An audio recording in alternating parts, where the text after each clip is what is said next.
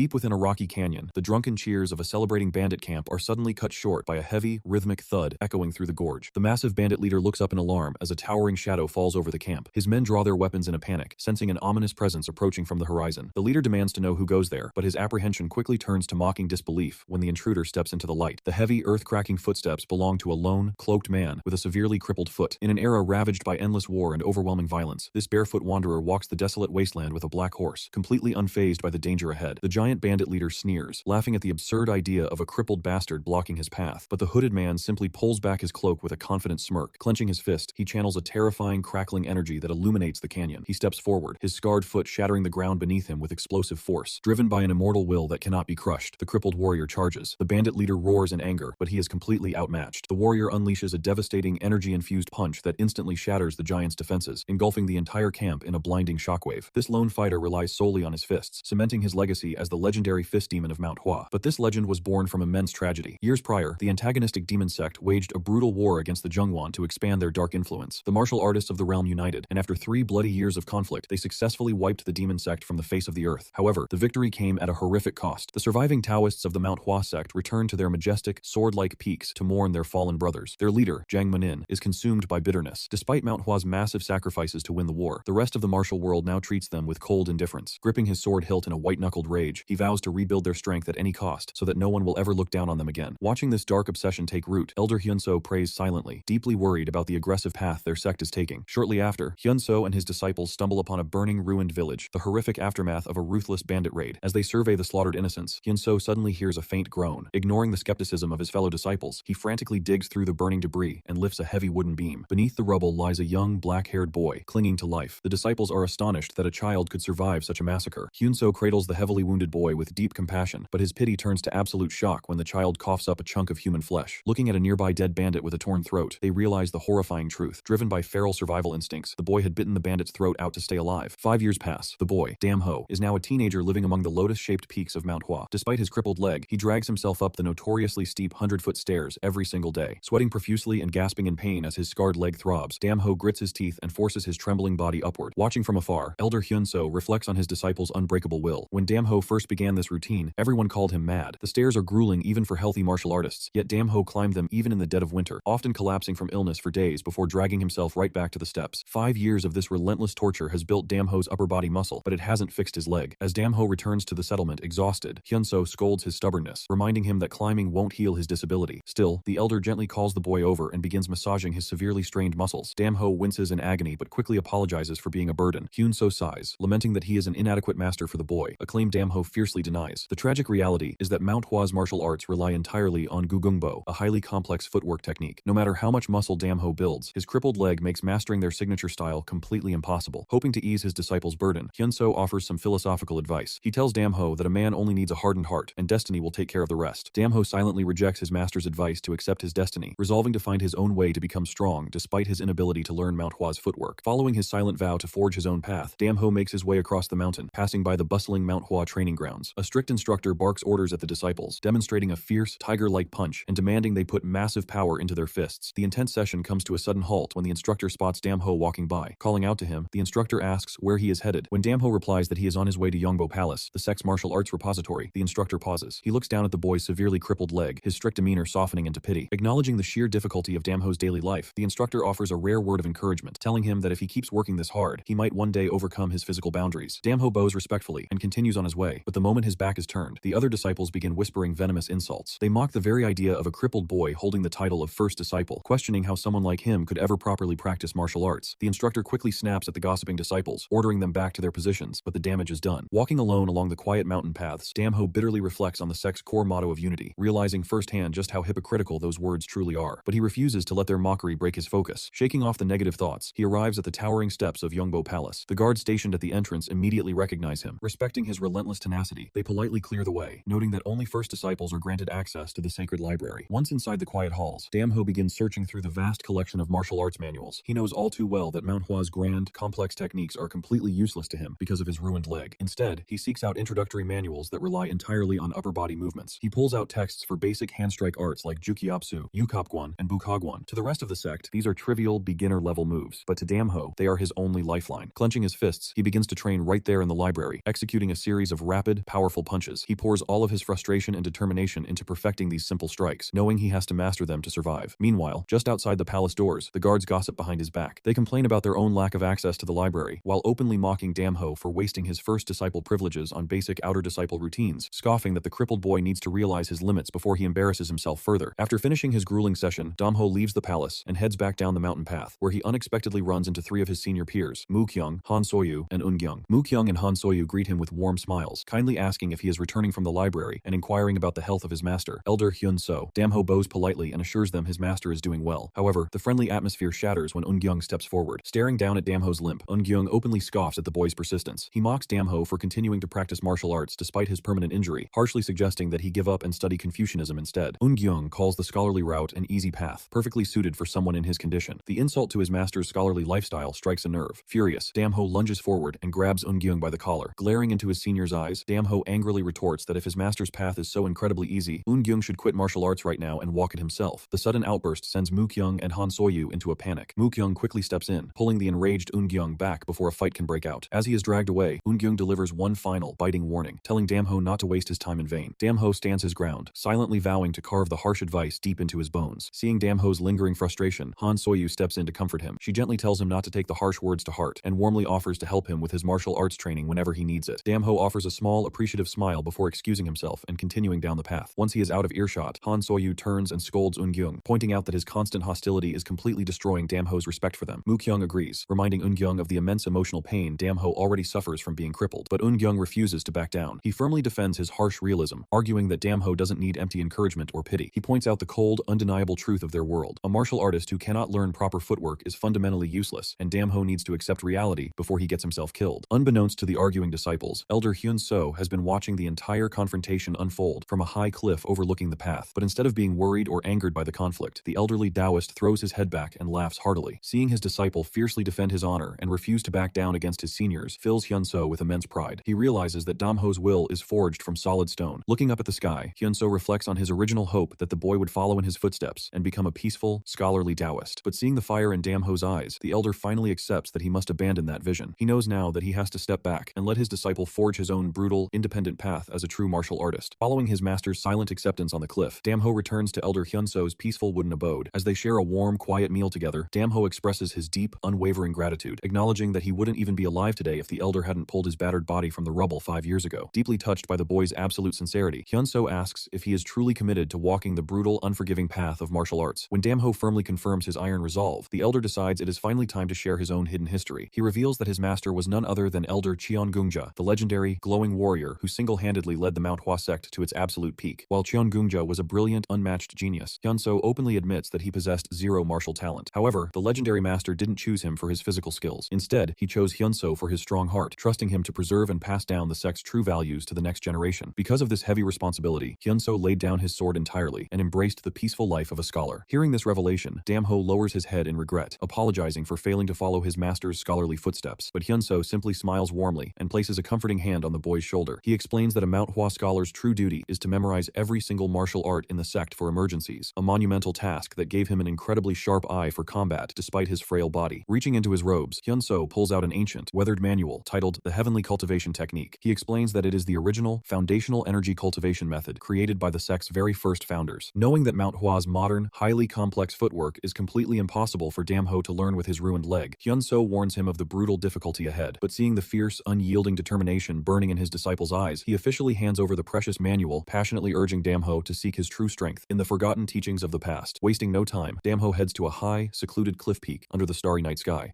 Knowing his upper body is incredibly strong from years of climbing, but his inner ki remains dangerously weak, he dives into deep, focused meditation. He studies the profound principles of the ancient text, focusing his mind to envision the immense shape and crushing heaviness of the sky itself, attempting to use that mental weight to command and cultivate his inner energy. Meanwhile, on a lower mountain path, a female disciple and Won Yul notice Damho's recent absence from the training grounds. Realizing no one has bothered to inform the crippled boy about Master Hyungum's upcoming departure, Won Yul reluctantly volunteers to track him down. Late that night, an exhausted Damho quietly sneaks back into the wooden hut and collapses onto onto the floor, completely drained from his intense cultivation. Waking up to the soft noise, Elder Hyun-so notices the boy's battered shoes left by the door. Filled with paternal warmth, the elder quietly sits beside his sleeping disciple and gently massages his strained, aching legs, silently lamenting that this small physical comfort is the only real support he can offer his son figure. The next morning, Damho sits in deep meditation beneath a rushing, icy waterfall, marveling at how refreshed his body feels, completely unaware of his master's midnight care. His intense focus is suddenly broken by Won Yul, who stands on the riverbank with his hand resting arrogantly on his sword hilt. Bitterly resenting the fact that a crippled outcast holds a higher rank than him, Won Yul spits on the ground in disgust and openly mocks Damho as a waddling mutt. He demands that Damho return to Jinmu Palace immediately for an official gathering, but as Damho turns around to face him, Won Yul completely freezes. Staring into Damho's pitch-black, emotionless eyes, Won Yul is suddenly gripped by an eerie, unsettling dread. Unfazed by the harsh insults, Damho calmly notes that Master Hyungam must be leaving and walks right past his hostile junior. As they head down the mountain path, Won Yul breaks into a cold sweat. An overwhelming, ominous pressure radiates from Damho's back, and despite his severe limp, the crippled boy moves at an astonishing, relentless speed. Panting and struggling to keep up, Won Yul realizes in absolute shock that Damho must have mastered a special movement technique to compensate for his leg. The two finally arrive at the towering gates of Jinmu Palace, the grand symbol of Manhwa's authority. The moment Damho steps into the bustling courtyard, the gathered crowd of disciples erupts into hostile whispers. They openly scoff at his presence, mocking the very idea of a cripple participating in the upcoming mock battles. Cutting through the toxic atmosphere, a friendly female senior steps forward to warmly welcome him, kindly advising him to ignore the bitter gossip. Damho calmly assures her that he isn't bothered in the slightest. Suddenly, a senior disciple barks a commanding order, demanding absolute silence from the crowd. The disciples quickly fall into neat, respectful rows as the massive wooden doors of the palace slowly creak open. Bathed in the bright light of the threshold, Master Hyungam makes his grand appearance. With a flowing white beard and a stern, commanding gaze, the imposing elder steps forward, radiating a heavy, overwhelming aura that instantly silences the entire courtyard and sets the stage for the trials to come. Master Hyungam stands before the gathered disciples at Jinmu Palace, radiating an overwhelming aura as the highly anticipated mock battles are about to begin. With a stern, commanding presence, he addresses the massive crowd, explaining that he has arrived on the direct orders of the chieftain to pass down his martial teachings. However, he quickly drops a massive bombshell that sends a shockwave of murmurs rippling through the courtyard. He bluntly declares that he has absolutely no interest in taking on a large group of slightly above average students. Instead, he is looking for only one single, truly exceptional disciple. He makes it abundantly clear that current rank, clan affiliation, and even outsider status do not matter in the slightest. Hearing this outrageous, unprecedented proposal, the regular disciples begin to mutter in concern about allowing outsiders to compete. But on the fringes of the crowd, Damho silently clenches his fist. A spark of genuine hope ignites in his chest as he realizes that this massive loophole gives even a crippled outcast like him a real fighting chance to prove his worth. Stepping out from the neat rows of students, a prominent senior disciple named Mugyung respectfully bows and asks the master exactly how this sole disciple will be chosen. Hyungam narrows his eyes, questioning why a senior of his standing would even desire these teachings. Mugyung honestly admits that while he has already dedicated himself to studying the prestigious Violet Sunset heavenly art, whoever receives Hyungam's personal guidance will inevitably become the future face and representative of the entire Manhwa sect. Noting that their martial paths fundamentally clash, Hyungam plainly states that his teachings would not align with Mugyung's current foundation. Not wanting to face unnecessary humiliation by fighting his own junior brothers in a mismatched trial, Mugyung gracefully withdraws his name from the running. Wasting no time on further pleasantries, the imposing master announces that the remaining disciples will prove their worth through a brutal sparring tournament. He urgently barks an order for the matches to begin immediately, calling upon Sumgyong and Woongyong to step up for the very first bout. A heavy, resonant drumbeat echoes through the grand courtyard, officially signaling the start of the trials. The surrounding disciples eagerly gather around the makeshift arena to watch. Woongyong drops into a solid stance, readying his plum blossom fist art, while Sumgyong tightly grips his wooden training sword, both young men fiercely determined to claim the ultimate prize. Without a second of hesitation, Sumgyong strikes first. He charges forward with blinding speed, utilizing his 7 stars blade art to close the gap in an instant. Woongyong is momentarily caught off guard, forced to quickly block as he realizes the sheer, crushing force behind his opponent's wooden weapon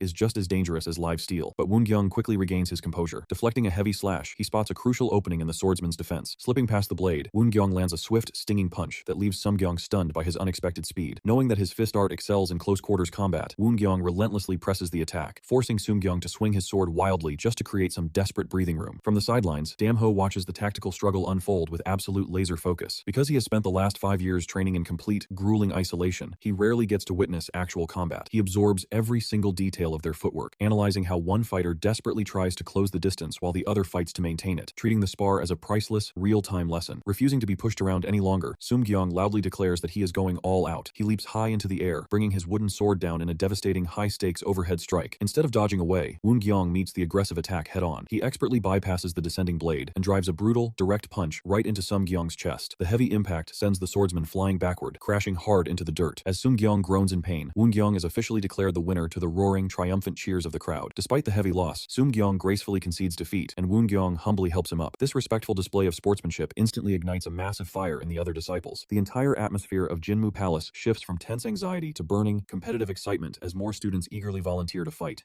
Damho marvels at the sudden electric change in energy, wondering if this passionate awakening was Master Hyungum's true intention all along. But his quiet observation is violently cut short. Cutting through the cheering crowd, Master Hyungum suddenly locks eyes with the crippled boy. Recognizing him as the broken child Elder Hyunso brought to the mountain 5 years ago, the imposing master unleashes a suffocating, hostile glare. Radiating pure, overwhelming intensity, Hyungum points directly at Damho and harshly declares that he does not belong there. Master Hyungum locks eyes with Damho in the middle of the cheering courtyard, unleashing a suffocating glare as he harshly declares that the crippled boy does not belong at the trials. But before the tension can fully boil over, the tournament must proceed. The announcer quickly calls the next highly anticipated match between two first-rate disciples, Han Soyu and Mugyul. The surrounding crowd murmurs with excitement, already predicting a flawless victory for Manhwa's only female martial artist. Facing off with wooden training swords, Soyu generously offers her junior the first strike. However, Mugyul's pride gets the better of him, and he stubbornly insists that she make the first move. Warning him that unchecked pride can be a dangerous thing in combat, Soyu gladly accepts the handicap. She lunges forward with terrifying speed, her wooden blade cutting through the air with a heavy, whistling gust of wind. Mugyul is instantly caught off guard, barely managing to raise his guard as he realizes he's severe. Master Hyungum locks eyes with Damho in the middle of the cheering courtyard, unleashing a suffocating glare as he harshly declares that the crippled boy does not belong at the trials. But before the tension can fully boil over, the tournament must proceed. The announcer quickly calls the next highly anticipated match between two first-rate disciples, Han Soyu and Mugyul. The surrounding crowd murmurs with excitement, already predicting a flawless victory for Manhwa's only female martial artist. Facing off with wooden training swords, Soyu generously offers her junior the first strike. However, Mugyul's pride gets the better of him,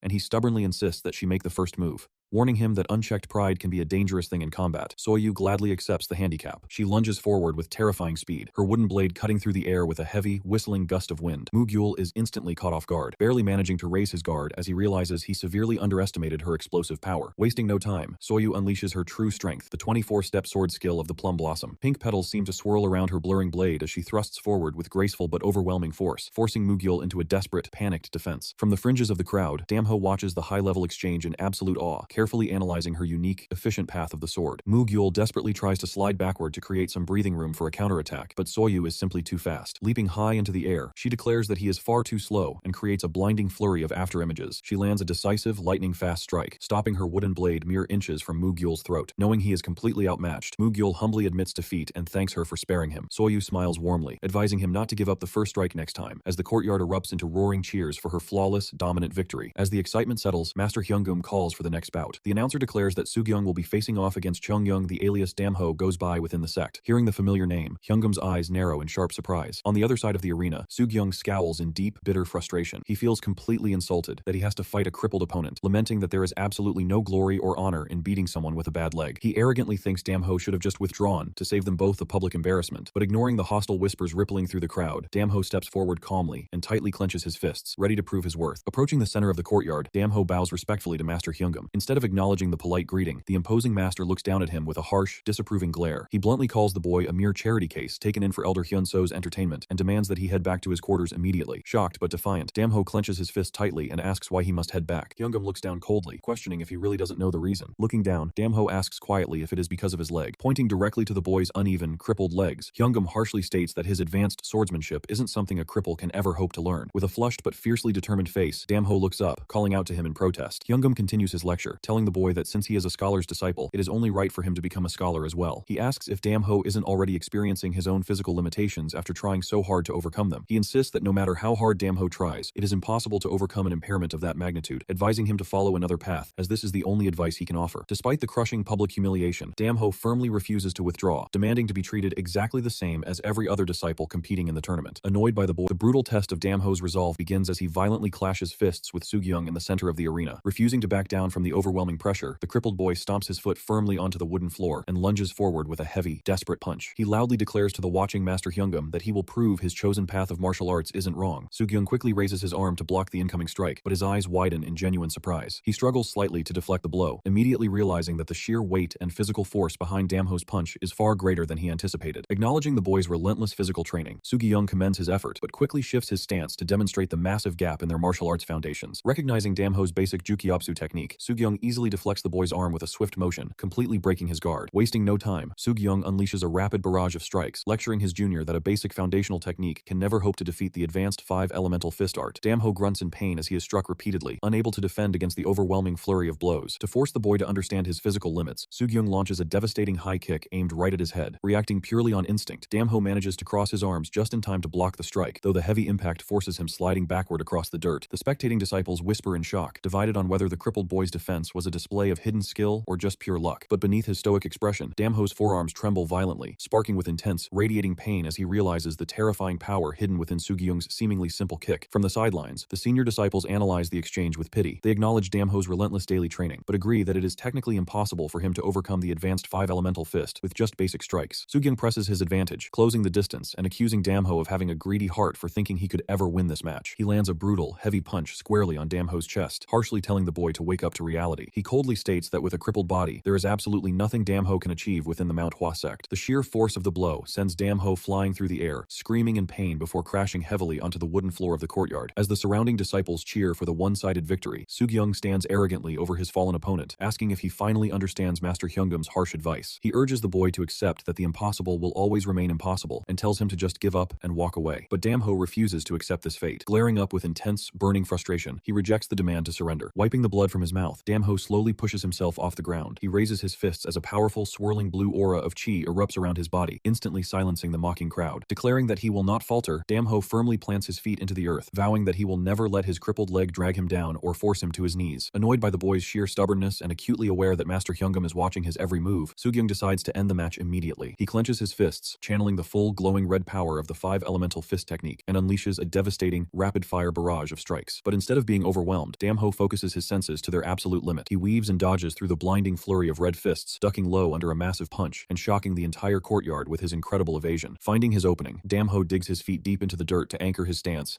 and unleashes a tremendous, upward counterpunch. Soo-gyung barely crosses his arms in time to block, but the immense, explosive power of the strike pushes the senior disciple backward, leaving him completely stunned. Seeing his opponent momentarily off balance, Damho spots a rare chance to finish the fight, and charges forward with everything he has.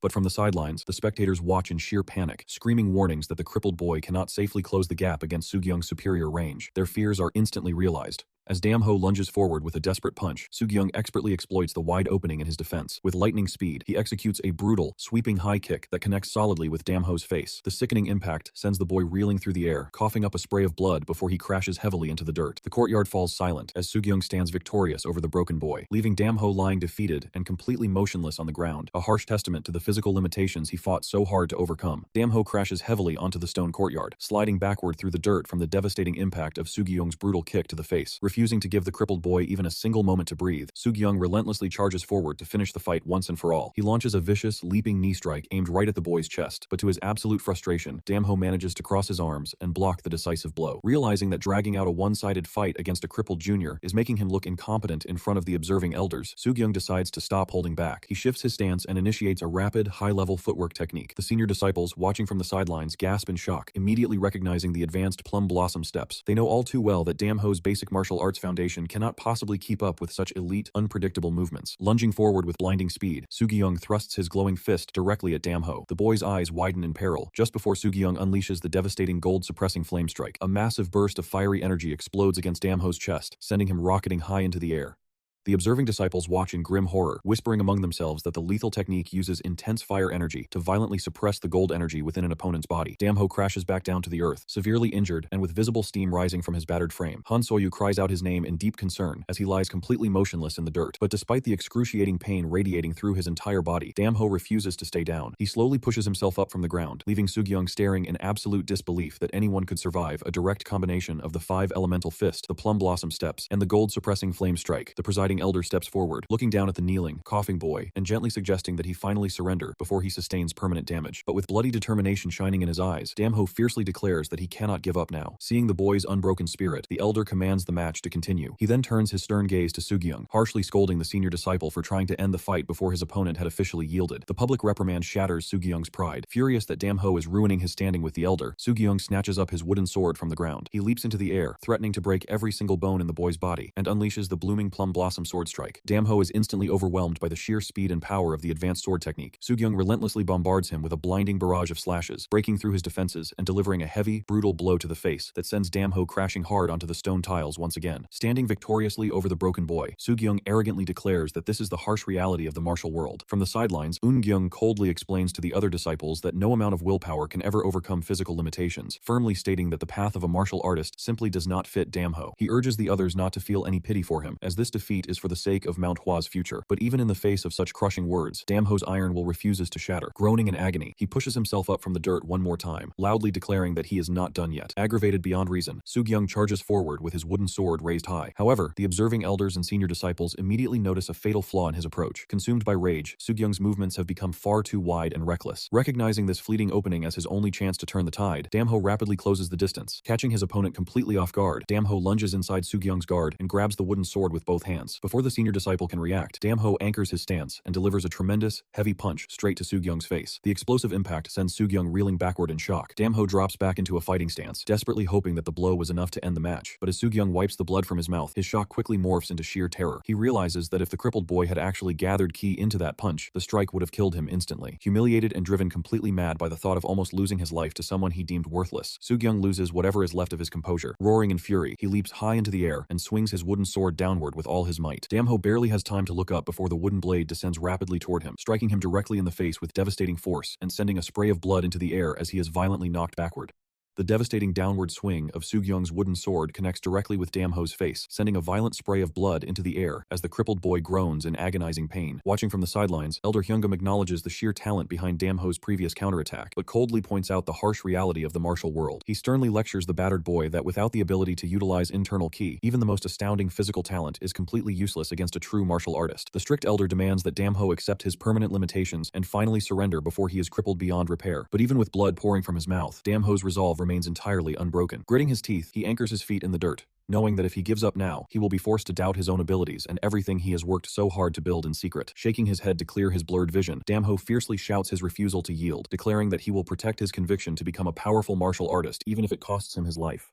Aggravated by the boy's stubbornness, Hyungam accuses Damho of foolish greed and barks an order at Sugyung to continue the match immediately. Sugyung stands frozen in frustration, completely hesitant to keep beating a severely injured junior who can barely stand on his own 2 feet. The spectating disciples erupt in outrage, protesting the elder's cruelty and demanding the match be stopped, realizing that this is no longer a spar, but a merciless, one-sided beating. Forced to obey the elder's command, Sugyung reluctantly charges forward. Swinging his wooden sword with desperate force, he silently pleads for Damho to just fall down and end the horrific spectacle. The senior disciple delivers a crushing blow to Damho's back, forcing the boy to cough up another mouthful of blood as he absorbs the heavy impact. Watching him endure the brutal punishment, the onlookers are struck with awe. They finally realize that Damho is willingly taking this beating to prove that his crippled leg does not define him, and that his spirit as a martial artist remains completely intact despite the overwhelming odds. Unable to stomach the violence any longer, Sugyung desperately calls out to Hyungam, begging the elder to stop the match before he accidentally kills his opponent. Hyungam watches in tense silence, internally wrestling with the urge to intervene. He knows full well that if Damho takes any more damage, his injuries will not only end his martial arts journey, but leave him unable to live a normal life outside the sect. Yet, as Damho takes another heavy, bleeding step forward, the elder finds his own heart trembling. He is deeply shaken by the fierce desperation and unyielding life shining in the crippled boy's pitch-black eyes. The crowd's distress reaches a breaking point, with disciples pleading for Damho to surrender, while one brown-haired junior decides he must step in to stop the cruelty himself. Covered in sweat and pushed to his emotional limit, Sugyung curses Damho's venomous persistence. The battered boy finally collapses to his knees in the dirt, but even as his body shuts down, he reaches out with a bloody hand and weakly mutters that the fight is not over yet. Driven completely mad by the boy's refusal to stay down, Sugyung screams at him to stop and unleashes one final, decisive strike. The wooden blade crashes down with massive force, violently knocking Damho to the ground. The sheer impact leaves even Hyungam gasping in shock. Damho lies completely motionless on the stone courtyard, prompting the panicked disciples to rush the stage and cradle his unconscious body. Unmoved by the tragic scene, the cold-hearted elder simply commands the disciples to clear the stage so the competition can continue without delay. Wasting no time, a frantic disciple hoists the critically injured Damho onto his back and sprints away from the training grounds. He rushes through the dense mountain forest, desperately shouting for help as he approaches a secluded wooden cabin. Bursting through the door, the disciple startles Damho's master, Elder Hyun-so. The scholarly Taoist turns around in alarm, but his confusion instantly morphs into absolute horror when he sees his disciple's bloody, broken state. The junior quickly explains that this happened during the mock trials, but Hyun-so furiously rejects the idea. Examining the devastating wounds, the master declares that these are not injuries sustained in a friendly competition, but the brutal aftermath of a battle to the death. Enraged, Hyun-so demands to know who did this to his boy, but the disciple urges him to calm down and focus on saving Damho's life first.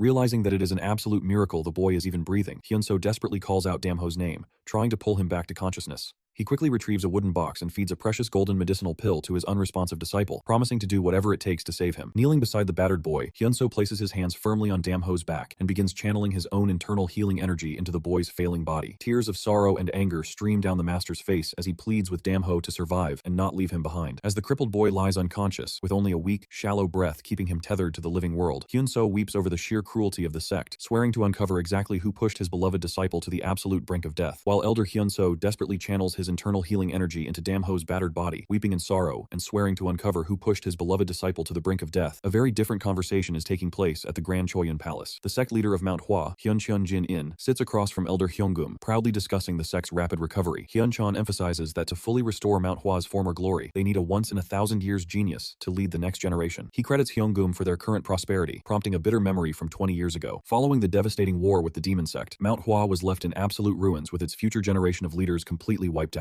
To save their home from total collapse, Hyuncheon sacrificed his own martial arts journey, dedicating 2 decades to grueling physical labor to rebuild the grand pavilions. In exchange for his own progression, he passed all his hopes and the sect's scarce elixirs to Hyungum, allowing the stern elder to meditate and become Manhwa's greatest swordsman. Back in the present, the sect leader urges Hyungum to finally take a disciple to inherit his will, even promising the legendary plum blossom pill, a miracle drug usually reserved for the leader as a reward for the chosen student. When asked if any of the first-rate disciples have caught his eye, Hyungum remains silent as his mind flashes to Damho's fierce, bleeding face. However, he quickly dismisses the senior students, stating that they are already set in their ways. He believes that true talent transcends hierarchy and requires a disciple willing to pour out their blood and sweat to represent the sect. Before they can continue their calm discussion, the sliding doors violently crash open. Elder Hyunso bursts into the hall in an absolute panic, breathing heavily and glaring daggers at Hyungum. Ignoring the sect leader's immediate scolding for his blatant disrespect, Hyunso furiously demands to know if Hyungum intended to execute his crippled disciple during the mock trials. Hyungum calmly takes a sip of his tea, flatly denying any intent to kill the boy. He coldly explains that breaking the boy's body to pieces was simply the only way to save him from a worse fate. Enraged by the twisted logic, Hyunso slams his fist onto the wooden table, screaming that forcing a boy to quit martial arts by crippling him further is not salvation. Hyungum grits his teeth, bluntly arguing that a cripple can achieve absolutely nothing in the martial world, and that Manhwa's profound techniques are not trivial enough for someone with a broken leg to learn. Disgusted, Hyunso expresses his deep disappointment that such cruel, narrow-minded words could come from the sect's greatest warrior. Looming over the scholarly elder, Hyungum claims that shattering Damho's foolish dreams is an act of mercy,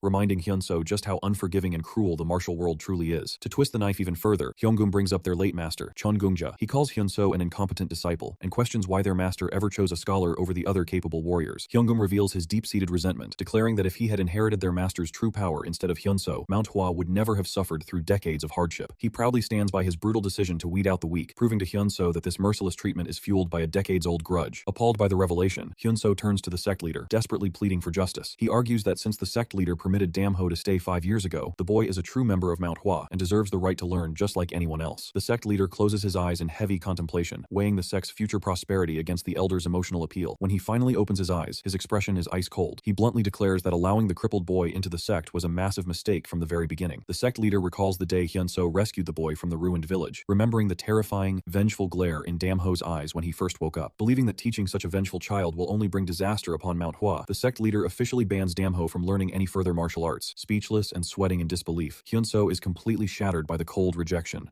Defeated and bitter, the scholarly elder turns his back and walks out of the grand hall. As he trudges down the mountain path, tears of sorrow stream down his face, but the heavy burden of the sect's rejection quickly ignites a fierce defiance within him. Wiping his tears, Hyunso vows to never give up on his beloved disciple, determined to secretly support Damho and prove both the sect leader and Hyungum completely wrong. Elder Hyunso walks down the mountain path in tears, fiercely vowing to secretly support Damho and prove the sect leader and Hyungum wrong, despite their official ban. Back at his quiet cliffside hut, Hyunso looks down at Damho's heavily bandaged, unconscious body resting on the wooden bed. He curses Hyungum's cruelty, knowing that standard rehabilitation will take at least 3 years. By that time, the boy's musculoskeletal growth will have completely stopped, effectively ending his martial arts journey forever. But as the elder carefully checks Damho's pulse, a wave of immense relief washes over him.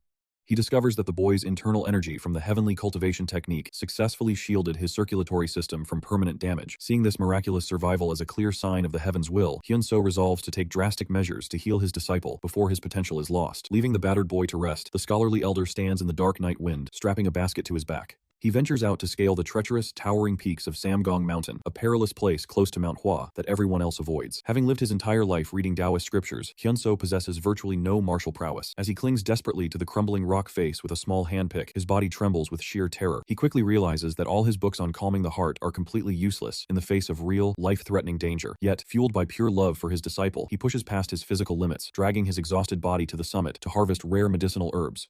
The next morning, a weary Hyunso sits outside the hut, boiling the gathered herbs into a potent medicine. When he filters the hot liquid and brings the brew inside, he is startled and overjoyed to hear Damho finally groan and open his eyes. The guilt-ridden boy weakly tries to apologize for his failure, but Hyunso immediately rushes to his side and embraces him, assuring him he has absolutely nothing to be sorry for. The elder then presents a wooden box filled with golden medicinal pills. As Damho reaches for the medicine, he notices his master's hands are covered in deep, bloody scrapes and cuts. Realizing that his gentle, scholarly master risked his life climbing the unforgiving mountains just to save him, Damho breaks down in tears. Filled with immense gratitude, he swallows the golden pill. Hyunso instructs him to immediately use the heavenly cultivation technique to circulate the medicine's energy throughout his body. The elder explains that these rare pills, known as Unyangdan, are a secret known only to scholars. While they do not provide explosive energy like the sect's legendary plum blossom pills, they steadily strengthen the bones and muscles at a constant rate. If Damho's cultivation technique is an iron forge, the Unyangdan acts as the perfect dried firewood to keep it burning hot. Thanks to Hyunso's vast, memorized library of martial arts knowledge, he has found the perfect cure. For an entire month, Damho sits in deep meditation, sweating and panting as he diligently absorbs the pills every single morning, enveloped in a bright aura of internal energy. As spring blooms around the cliffside, the wooden door of the hut finally creaks open. Damho steps outside in clean gray robes, fully recovered and standing strong on his own 2 feet. He cracks his knuckles with a confident smile, proving he is ready to move forward. Looking at him with immense pride, Hyunso declares that since standard Mount Hua techniques are useless for a crippled leg, they must create a completely new, custom martial art tailored specifically to his body. To demonstrate his idea, the elder picks up a rock and piles a small mound of them on a wooden bench,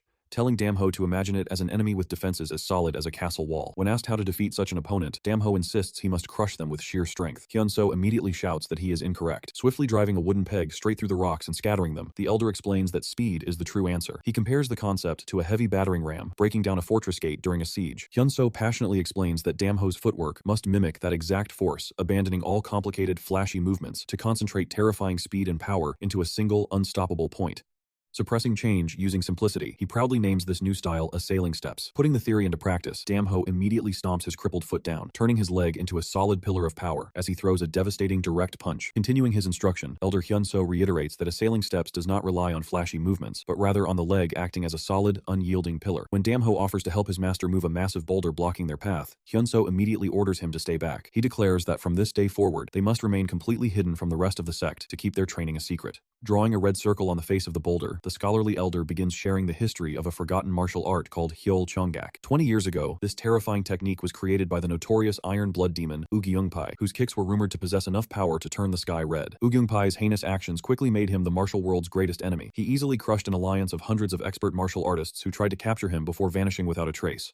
However, Hyunso reveals the hidden truth behind his disappearance. Ugyungpai did not just retire, he was forced out by Mount Hua's legendary Sword King, Sang Cheonja. After an earth-shaking duel on a mountain peak that lasted a full day and night, Sang Cheonja barely won by half a second. Recognizing the astonishing power written within the Hyol Chonggak manual, Sang Cheonja spared the book from destruction and entrusted it to scholars for safekeeping. Hyunso explains that by studying the principles of this manual, they can perfect the form of assailing steps. Pointing directly to the red mark on the boulder, the elder gives Damho his new assignment. He must hit that exact mark in a single step. Damho stares ahead in sheer disbelief. The boulder is 20 feet away, a distance completely impossible for even an accomplished martial artist to cross in one leap. Drawing a starting line in the dirt, Hyunso adds strict constraints to the exercise. Damho must use his left foot to jump and can never step past the line. Acknowledging the sheer impossibility of the task, the elder insists that completing this brutal training will grant Damho's crippled leg a perfect sense of balance. With a sharp shout to begin, Damho leaps forward with all his might. His balance immediately falters in midair, and he crashes hard into the dirt, falling painfully short of the target. Hyunso coldly points out that the fall proves his body is leaning too far to the left and demands he start over. Covered in sweat and dirt, Damho leaps and punches repeatedly, only to crash heavily into the ground every single time. Frustrated and exhausted, he grips the dirt, cursing the immense distance and doubting his own ability to succeed. But Hyunso firmly tells him his only path forward is to jump at the boulder over and over again. Gritting his teeth, Damho fiercely agrees and recommits to the grueling regimen. Days turn into weeks. At first, Damho's fist is nowhere near the target, and he constantly veers off the straight path drawn on the ground. It takes an entire month of relentless effort just to consistently jump in a straight line. As he finally starts getting closer to the boulder, a true physical hell begins. Landing with such explosive force on his crippled leg causes agonizing pain, making it feel as though his muscles are tearing apart. It takes him another full month just to cross 10 feet of the distance. After 2 more months of agonizing effort to cover the remaining 10 feet, Damho finally achieves the impossible. With a powerful leap, his fist strikes directly into the red mark on the boulder. A massive shockwave ripples off the stone, but Damho realizes that simply reaching the target is not enough. To truly master the technique, he needs the speed and internal strength to completely shatter the boulder. As Damho continues his intense training, the narrative shifts far away to a rocky mountain pass. The Bukro Delivery Group, a highly reputable merchant caravan founded by a former Mudang sect disciple, is traveling back to Zhongwan after trading in the west. The caravan workers push heavily laden carts up the steep path, while the leaders discuss their imminent return home, hoping to reach their destination within 10 days. A younger member lightheartedly teases the senior leader about missing his wife after 11 months away, congratulating him on his upcoming promotion to governor of Bakropio Palace. Suddenly, the peaceful journey is violently interrupted. The senior leader senses immediate danger and shouts a desperate warning just as a rain of arrows descends from the surrounding forest. The caravan is caught completely off guard in a deadly ambush. A spear violently pierces through one of the caravan guards, sending him flying backward. Drawing his sword, the senior leader desperately commands everyone to prepare for battle as the unknown attackers close in for the kill. The chaotic ambush in the Rocky Mountain Pass immediately turns into a brutal, one-sided bloodbath. As a guard is violently thrown through the air, Oh Sung-gyung desperately rallies the surviving members of the Bukro Delivery Group to protect their cargo at all costs. Frantic and overwhelmed, the guards struggle to hold their ground against the highly skilled assailants. Hoping to intimidate the unknown enemies, Oh Sung-gyung steps forward and proudly declares his identity as an inner disciple of the prestigious Mudang sect. However, his bold declaration only amuses the enemy. A blonde-haired, masked attacker leaps down from the high rocks and laughs contemptuously right in his face. The assailant openly mocks the Mudang sect's reputation, shockingly claiming that the supposedly great sect actually went into hiding the last time they clashed. Utterly confused and furious at the blatant disrespect, Oh Sung-gyung demands answers. In response, the blonde attacker points to a distinct tattoo on his shoulder, a firework in the shape of a flower. Oh Sung-gyung's expression instantly drops into pure horror as he recognizes the legendary demon mark. He realizes, with chilling certainty, that these attackers are demonic practitioners, members of the terrifying demon sect believed to have been completely wiped out 20 years ago. The blonde attacker threatens to beat the captain senseless to prove his identity, and a group of heavily armed demonic practitioners steps forward, radiating menacing power. Knowing they are facing the very monsters who once turned Zhongwan into a sea of blood, Oh Sung-gyung draws his glowing sword and commands his men to prepare for a final, desperate stand. As the brutal clash begins, the captain quietly turns to his most trusted guard, Mok Guang. Knowing this is a fight they cannot possibly win, Oh Sung-gyung orders him to flee and survive. Mok Guang fiercely protests, wanting to die fighting by his captain's side, but Oh Sung-gyung pleads with him. He explains that if the demon sect has truly returned, someone must make it back alive to warn the rest of the martial world. With a heavy heart and deep anguish, Mok Guang turns and escapes into the mountains. Behind him, his comrades are mercilessly slaughtered to buy him time. On that tragic day, the Bukro Delivery Group and its entire influence are completely erased from the world. Far away from the bloodshed, the narrative shifts back to the peaceful training grounds of Manhwa. Damho stands before the massive boulder, his eyes locked onto the red target painted on its surface. Visualizing the stone as a powerful enemy that must be defeated, he channels a fierce white aura and prepares for a massive breakthrough. Charging forward like a battering ram, Damho utilizes his newly mastered assailing steps to close the 20-foot gap in an instant. He unleashes his signature piercing fist, driving his strike directly into the red mark with explosive force. A massive, echoing shockwave ripples outward as his fist penetrates deep into the solid rock, demonstrating the terrifying kinetic energy he has cultivated. Deep fractures instantly spread across the surface, and the massive boulder crumbles into pieces under his raw, unyielding strength. Elder Hyunso watches from behind, his eyes filled with immense pride. He steps forward and places a warm hand on his disciple's shoulder, acknowledging the intense suffering, hard work, and tears Damho has poured into his training over the past year. Damho is deeply moved by his master's recognition, but Hyunso quickly grounds him. The elder gently warns him not to let the achievement get to his head, noting that he has only just reached the baseline level of the other martial artists. Damho humbly accepts the advice, stating that even reaching this level is enough for him. However, his aura suddenly flares a burning red as he fiercely vows that he will never allow himself to be trampled on a second time. Watching his disciple's intense conviction, Hyunso privately worries that his grueling regimen might be turning the boy into a monster. Still, the elder justifies his actions to himself. Since he hasn't taught Damho any official Mount Hua techniques, he hasn't technically broken the sect leader's strict ban on the boy learning martial arts. Hyunso firmly believes that Damho will eventually become a true treasure of the sect, even as he thinks about his bitter rival, Elder Hyungum, who is currently in secluded training with his own exceptionally talented disciple, Myunggyung. The next day, Damho resumes his daily chores, carrying heavy water buckets up the steep mountain path. Despite his incredible feat with the boulder, he remains highly critical of his own progress. He realizes that his current skills are still too unrefined for a real fight, and that mastering the forgotten principles of the Hyol Cheonggak is still a long way off. Suddenly, his peaceful routine is interrupted when a junior disciple runs up the path, humbly greeting Damho as a senior. The trembling messenger delivers an unexpected and highly urgent order. The sect leader has officially summoned Elder Hyunso to his palace immediately. Damho narrows his eyes, questioning why the sect leader would suddenly reach out after ignoring them for over a year. As he stares down the messenger, the junior disciple begins to sweat and tremble uncontrollably, completely terrified by the overwhelming, dark pressure radiating from Damho's intense eyes. The terrified messenger, a second-rate disciple named Wonyul, stammers out that the sect leader has ordered all masters to gather immediately. Damho remains highly skeptical of the sudden command. Pointing out that the sect leader hasn't sent a single word their way in over a year, he questions why the man would suddenly want to see his master now. When Wonyul tries to push the issue and insist on the order, Damho cuts him off with a terrifying, glowing red-eyed glare. The sheer intensity of Damho's dark aura leaves Wonyul frozen in place, sweating and trembling uncontrollably. The messenger questions his own pride as a martial artist, completely baffled as to why he feels so overwhelmingly intimidated by a senior who was rumored to be permanently bedridden. Master Hyunso finally steps out of the wooden hut, genuinely surprised to hear about the direct summons from the palace. Wonyul admits he doesn't know the reason behind the urgent order, but Hyunso acknowledges his duty to the sect and agrees to go. Without hesitation, Damho offers to escort his master. As the two walk along the scenic mountain path toward Choyan Palace, Hyunso looks out over the towering peaks. He quietly reflects on how the mountain landscape hasn't changed a bit in 5 years, yet his own heart has undergone a tremendous transformation. Wanting to handle the initial greeting himself, the elder instructs Damho to follow him shortly and heads ahead. When Damho finally arrives at the grand gates of Choyan Palace, his presence sends a massive shockwave through the gathered Manhwa disciples. Whispers of absolute disbelief ripple through the crowd as they stare at him, stunned to see the supposedly crippled boy walking perfectly fine. A red-haired disciple named Cheongyung steps forward to greet him, rubbing his neck in embarrassment as he admits his guilt for not visiting Damho over the past year. Damho smiles warmly, reassuring his friend that he has recovered well and kindly crediting Cheongyung for his past support. Their heartfelt reunion is interrupted when a confident young woman with blue hair buns steps up, playfully asking if Damho is also a Manhwa disciple. She introduces herself as Yun Soha, a visiting guest from the prestigious Mudang sect. As Cheongyung introduces Damho as a first-rate disciple, Yun Soha observes him closely, privately puzzled as to why she can't sense even a trace of martial ki radiating from his body. Curious about the sudden arrival of outsiders, Damho whispers to Cheongyung, asking why the Mudang sect is here. Cheongyung admits he has no idea, and when they look to Yun Soha for answers, she just smiles knowingly and refuses to share the secret. The real reason for the visit is currently unfolding inside the palace's inner garden. Master Hyunso arrives at a scenic pavilion where the sect leader is hosting a distinguished guest, Cheong Heo, a Jinin from the Mudang sect. After exchanging formal greetings, Cheong Heo respectfully assumes that as the sect leader's junior, Hyunso must possess incredible power. Hyunso humbly brushes off the praise, calling himself a mere scholarly Taoist, and gets straight to the point, asking why the Mudang sect has come to their mountain. Dropping his polite demeanor, Cheong Heo desperately pleads for Manhwa's help. He drops a massive bombshell, revealing that they have found evidence pointing to the return of the demon sect. The horrific news strikes Hyunso to his core, instantly bringing back traumatic memories of the blood-soaked massacre that nearly annihilated the martial world 20 years ago. Cheong Heo quickly clarifies that they need to verify the threat before causing a public panic. They only have a single piece of paper claiming the demon sect is responsible for the recent, brutal slaughter of a nearby delivery group. Because Manhwa is the closest to the decimated caravan, the Mudang sect is gathering a joint investigation team, with the Jongnam sect also sending their own people to help.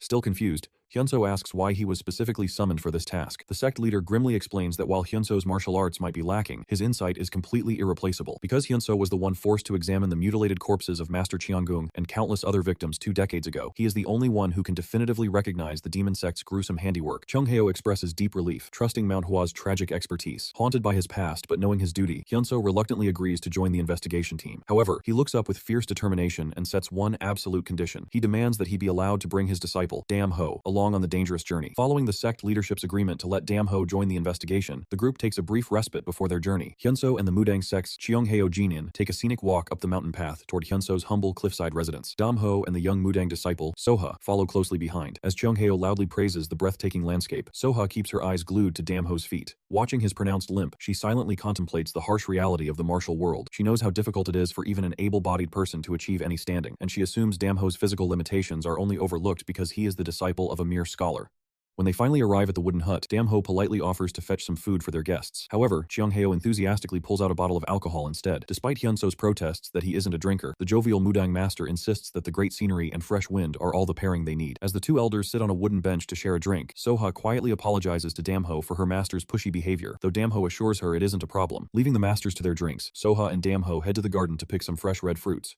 Trying to make conversation, Soha asks how long he has been at the sect. Damho calmly replies that it has been 6 years. Curious about his secluded lifestyle, she asks if he ever feels lonely living so far away from the main disciples. Damho simply states that he is perfectly fine as long as his master is with him, then politely suggests she head back since her master is waiting. Walking back with her basket of fruit, Soha reflects on his distant demeanor, realizing that the crippled boy's entire world seems to revolve solely around his master. When the two disciples return to the hut, they find the elders completely intoxicated, laughing loudly on the bench. The comical moment takes a sudden turn when Hyunso slurs his words, complains that the world is spinning, and collapses face first into the dirt. As Damho calmly lifts his unconscious master to carry him inside, an embarrassed Cheongheo scratches his head, weakly defending himself by claiming he only gave the scholar 3 shots.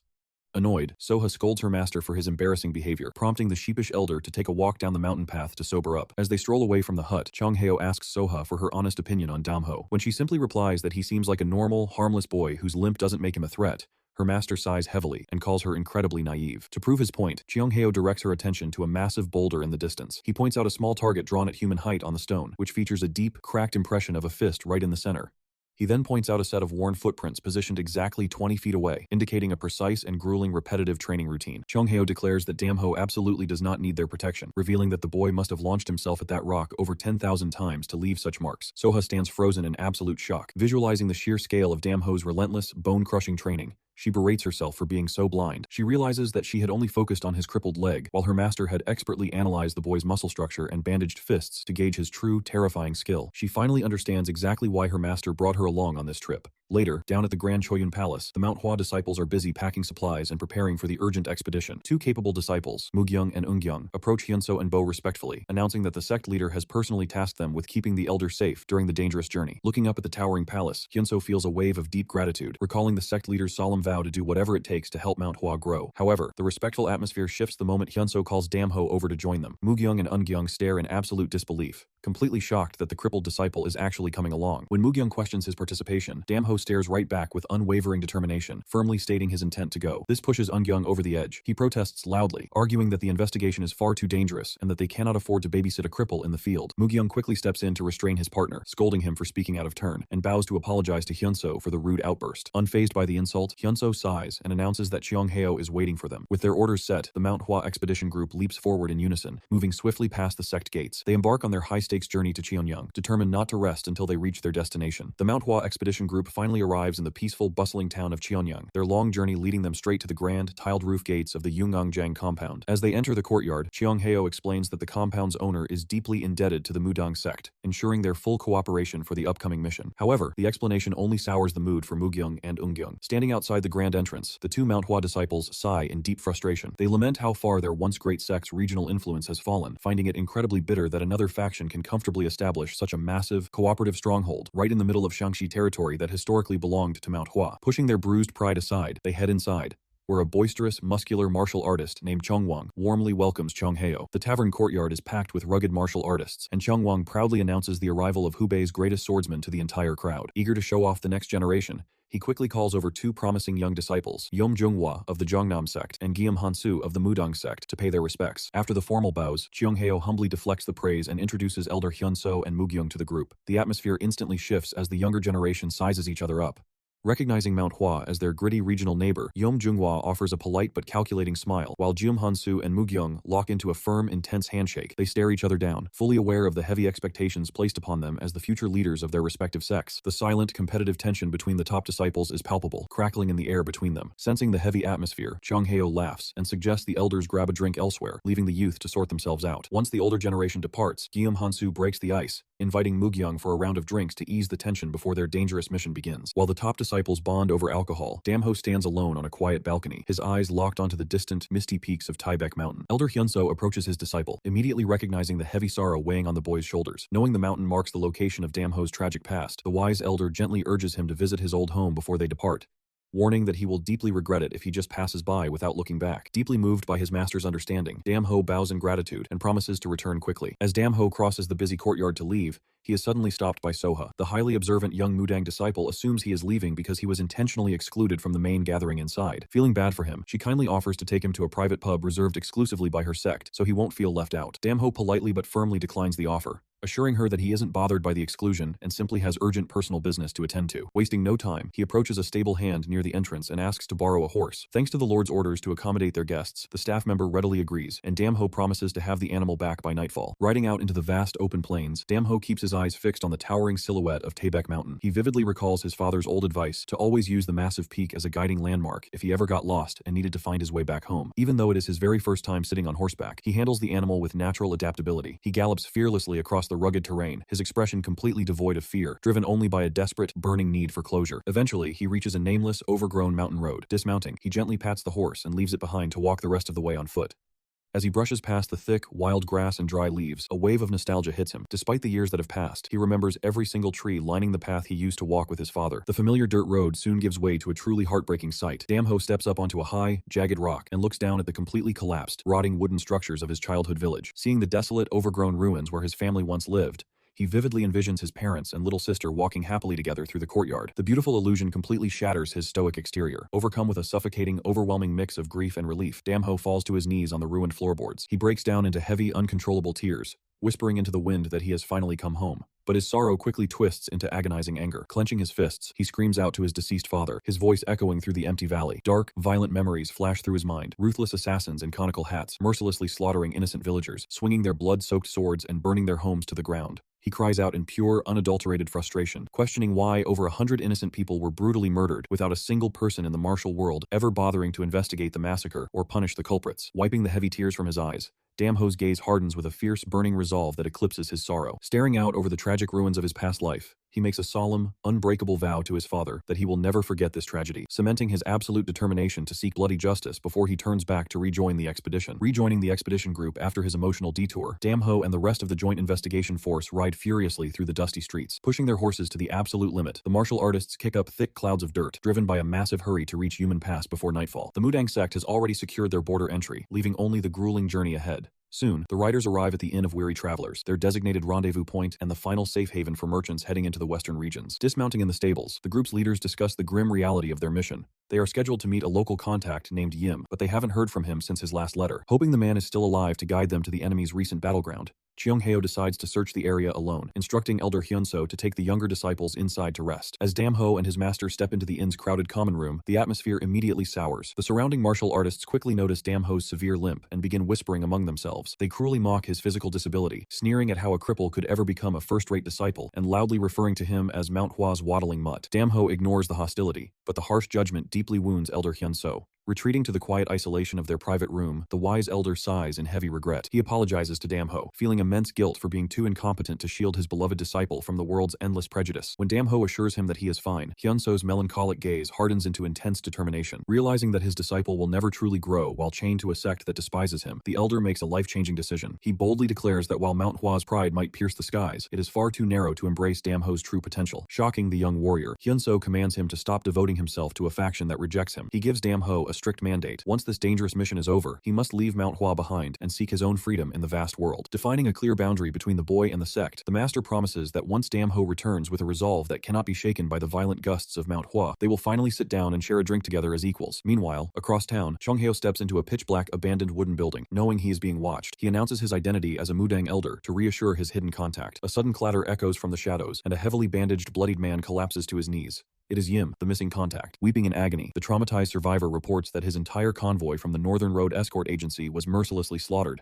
However, through his tears, Yim delivers a crucial piece of intelligence. Before escaping, he managed to track the ruthless killers back to their hidden base. Gripping his sword hilt, Cheongheo demands absolute confirmation of the enemy's identity. Clenching his fists in pure rage, Yim confirms that he heard the murderers refer to themselves as their cult, a phrase used exclusively by the demonic Magyo. Begging for a chance to avenge his fallen comrades, Yim points the expedition directly toward the enemy stronghold. Back at the inn, the quiet night is suddenly shattered by a frantic messenger sprinting through the corridors. He shouts that Cheongheo has ordered an immediate departure for battle. Hearing that the Magyo have been located, Elder Hyunso is alarmed by the sudden urgency, but quickly orders Damho to prepare his gear. Before Damho can move, a larger senior disciple steps into his path, bluntly stating that a cripple will only drag them down in a life-or-death battle. The senior urges Damho to stay behind for everyone's sake, but Damho fiercely glares back, refusing to back down. He firmly states that he will never let his master walk into a deadly war zone alone. Seeing the unyielding loyalty burning in the boy's eyes, the senior disciple finally relents. Sighing in defeat, he calls Damho a stubborn brat, but genuinely warns him to be careful out there. The unexpected display of brotherly concern leaves Damho standing in soft surprise, deeply touched by the rare moment of connection before the bloodshed begins. Wasting no more time, the massive joint expedition force mounts up and charges out into the dark, ominous mountains. With the enemy's location finally confirmed, the martial artists gallop at full speed through the night. Their leader shouts that the demonic cult is hiding in the Crimson Wildlands, just beyond Human Pass. Racing against time, the cavalry charges across the dusty plains in perfect unison, desperate to cross the border undetected so they can unleash a devastating surprise attack on the Magyo remnants. Pushing their horses to the absolute limit, the joint expedition force tears through the dusty, winding trails of Human Pass. The massive cavalry charges deep into a rugged, rocky canyon, kicking up thick clouds of dirt as they race toward the Crimson Wildlands. Driven by the desperate hope of catching the demonic cult off guard, the martial artists gallop furiously, determined to reach the enemy stronghold before their presence is detected by the scouts. However, the crucial element of surprise has already been lost. Deep within the pitch-black caverns of skylocked hell, the Magyo scout Nwegong rushes into a dimly lit chamber to deliver urgent news to his white-haired boss. Dropping to his knee, Nwegong reports that a survivor from the Northern Road Escort Agency somehow slipped slipped through their fingers during the previous massacre. Worse, that lone survivor has now led a massive coalition of orthodox warriors right to their doorstep. When Nguigong reveals that the Mudang, Manhwa, and Zhongnam sects are leading the charge,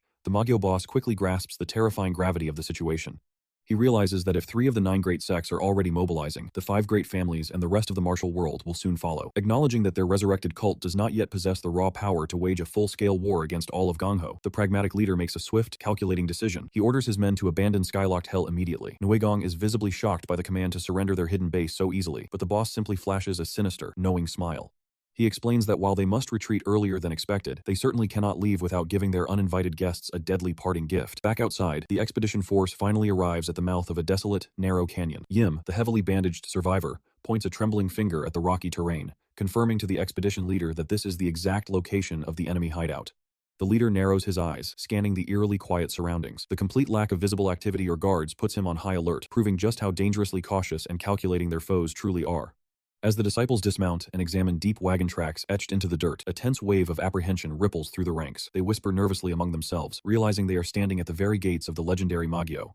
Anticipating the worst, Chongyung steps up to take command of the rear guard. He firmly instructs Wanyul and the second-rate disciples to form a tight defensive perimeter around Elder Hyun-so, ensuring the vulnerable master is protected. Taking his duty with absolute seriousness, the red-haired swordsman looks his elderly master in the eye and urges him to flee the moment the demonic cult's presence is confirmed. Chongyung insists that the master must prioritize his own safety above all else, leaving the bloodshed to the vanguard. While the wise elder reluctantly agrees to stay back, the younger, overconfident disciples fail to grasp the true danger of their situation. They eagerly whisper among themselves, treating the looming battle as a golden opportunity to prove their worth and spread their names across the martial world. One particularly arrogant disciple laughs aloud, loudly boasting that he will cut down the Magyo leader in a single, glorious strike. But his bragging is abruptly cut short by a sharp, ominous whistling sound tearing through the air. Without warning, a devastating barrage of projectiles rains down from the high cliffs, violently striking the unprepared martial artists. The expedition leader desperately deflects the incoming weapons with his blade, screaming for everyone to stay calm and take cover. Panic erupts through the canyon as the disciples scramble into the dirt, realizing too late that they have walked straight into a lethal trap. As the dust from the initial volley settles, a large group of heavily muscled warriors emerges from the canyon shadows. At the front of the ambushers stands Nguigong, chuckling menacingly at the chaos he has unleashed. The expedition leader turns to Yim, demanding to know if these men are the demonic cultists. Blinded by a sudden, overwhelming thirst for vengeance, Yim furiously screams that these are the exact monsters who slaughtered his brothers. Roaring in pure rage, the traumatized survivor charges recklessly toward the enemy line. Nguigong signals the counterattack, and the canyon instantly erupts into a chaotic, bloody melee. Orthodox swords clash violently against the raw, terrifying strength of the Magyo warriors. Screams of agony echo off the rocky walls as fighters on both sides are slashed and struck down in the brutal close-quarters slaughter. Amidst the mounting casualties, Chongyung shouts for Wonyul to hold the line, desperately trying to keep Master Hyun-so safe from the charging demonic cultists. Drawing his blade, Chongyung steels his nerves as a massive enemy closes in. With a swift, desperate motion, he delivers a fatal slash, cutting the warrior down. As warm blood splatters across his face, a sickening wave of disturbance washes over the young swordsman. Having just taken a human life for the very first time, Chongyung stares at the carnage, silently praying to the heavens for forgiveness, and desperately hoping that this grim act is truly for the peace of Gongho. As the canyon battlefield descends into absolute chaos, the demonic cultists charge forward with savage battle cries, determined to slaughter the orthodox invaders. Caught in the thick of the bloody melee, Cheongyung tightly grips his sword, his mind racing as he grapples with the heavy moral weight of taking a human life. But as the enemy closes in, he realizes hesitation will only lead to his own death. Hardening his heart, the young swordsman delivers a swift, lethal strike, spraying warm blood across the dirt. He firmly reminds himself that this brutal violence is a necessary sacrifice to preserve the peace of Gongho. His resolve is immediately put to the test when a fresh wave of aggressive Magyo warriors rushes his position, completely surrounding him in a deadly circle. Refusing to be intimidated, Chongyung grunts and unleashes a powerful spinning sword technique. His blade becomes a blur of precise, lethal cuts, tearing through the enemy ranks and pushing back the immediate threat. With every cultist he strikes down, his determination only grows, viewing this desperate battle as the perfect opportunity to elevate Mount Hua's standing and restore their formidable reputation in the martial world. The surrounding enemies are left in absolute awe of Mount Hua's deadly swordplay.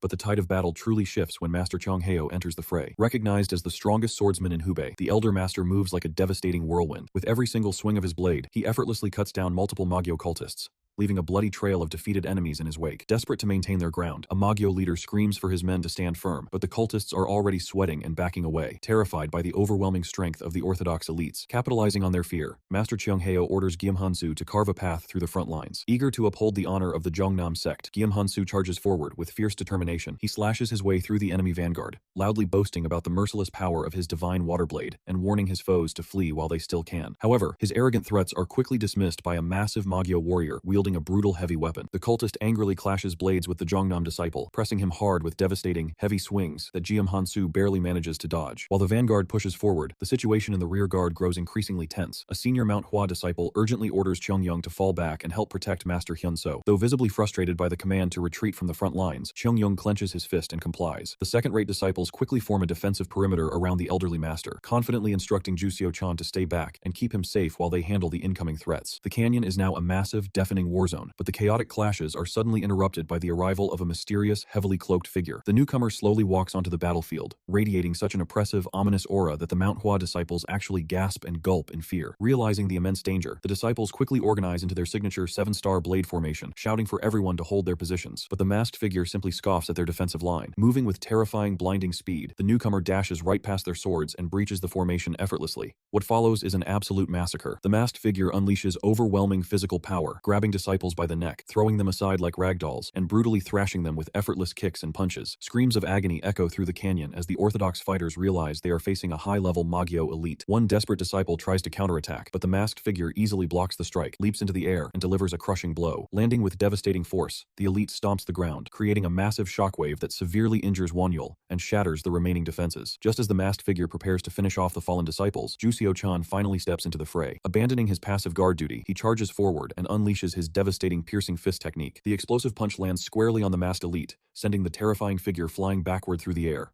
The surviving Mount Hua disciples stare in absolute shock and disbelief, their jaws dropping as they wonder how their seemingly average martial brother is capable of performing such an incredibly powerful technique. The masked figure manages to recover midair, landing gracefully on her feet. However, the sheer force of Juseo-chan's blow causes her mask to slip slightly, revealing a pair of sharp, feminine eyes. She glares at the young martial artist, visibly shocked that her overwhelming assault was actually stopped. At the same time, Juseo-chan narrows his eyes, realizing that the brutal Magyo elite, who just decimated his martial brothers, is actually a formidable woman, setting the stage for a high-stakes, one-on-one duel. Stepping up to protect his fallen martial brothers, Damho unleashes a devastating piercing fist to intercept the powerful female Magyo elite. The explosive punch lands with incredible force, sending the masked woman skidding backward across the dirt. She manages to land gracefully on her feet, but her eyes widen in visible irritation and surprise. She cannot believe that a seemingly ordinary orthodox disciple just managed to halt her overwhelming assault.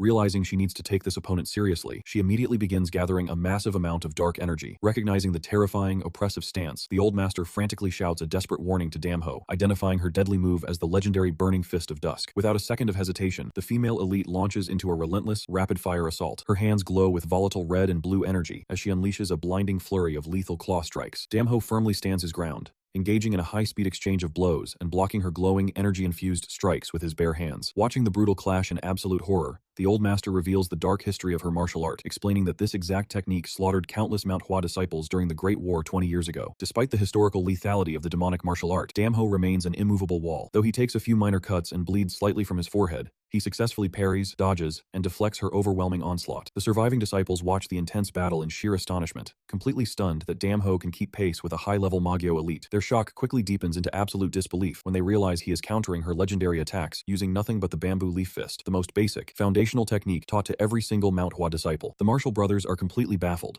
knowing a basic beginner's form shouldn't possess the raw power to fend off a forgotten demonic art. Remembering that Damho's crippled leg had always made him a mocked outcast within the sect, they begin to realize the staggering truth. He must have been hiding his true monstrous strength this entire time, enduring their insults while secretly mastering his fundamentals to an unimaginable level. Proving their sudden suspicions right, Damho finds a split-second opening in her relentless barrage and delivers a crushing counterblow. The heavy strike lands squarely on the elite, forcing her back as she grunts in genuine pain. Seeing the terrifying enemy momentarily staggered, the Mount Hua disciples draw their swords, eager to jump into the fray and assist their martial brother. However, Damho immediately barks a stern order for them to stand back and protect the master, warning that this opponent is far beyond their level and will only get them killed. Invoking his hard-earned authority as a first-rate disciple, he commands everyone to evacuate the gorge immediately. The old master stubbornly refuses to leave him behind to die, but Damho gently reassures him, making a solemn, unwavering vow that he will survive this duel and catch up with them soon. Trusting the young warrior's fierce determination, the old master finally relents. He orders the remaining disciples to retreat, leaving Damho standing completely alone against the deadly assassin. With the battlefield cleared of his vulnerable allies, a brief moment of calm settles over the blood-stained gorge. The female elite curiously asks if Damho belongs to the Mount Hua sect, and he counters by asking if she is truly part of the Magyo. In response, she fully lowers her mask to reveal a gentle, striking face. She explains that while the outside world calls them a demonic cult, They actually refer to themselves as the Shingyo, casually noting that it sounds much more amiable. The woman then reveals the dark, hidden history of their current location. She explains that this gorge is known as Skylocked Hell, serving as both a secret operational base and a massive prison where their sect's worst sinners were confined. With a hint of melancholy in her voice, she admits that this was their absolute final hideout. Now that the orthodox factions have discovered it, they have no choice but to fight to the bitter end for their survival. When Damho questions if her people plan to enact a bloody revenge on the martial world, she cryptically replies that only some of them harbor those dark desires. Shifting her focus back to their inevitable deathmatch, she confidently asks for his name, chillingly stating that she wants to remember the very first person she kills today. Unfazed by the arrogant threat, the young warrior proudly declares himself as Damho. The female elite introduces herself as Yum Yugyung, her eyes narrowing with lethal intent. Stomping his foot into the earth, Damho braces his body and channels his inner energy, preparing for the ultimate collision. Across from him, Yum Yugyung unleashes her full power, preparing the final, devastating step of the burning fist of dusk, the flowing white lotus.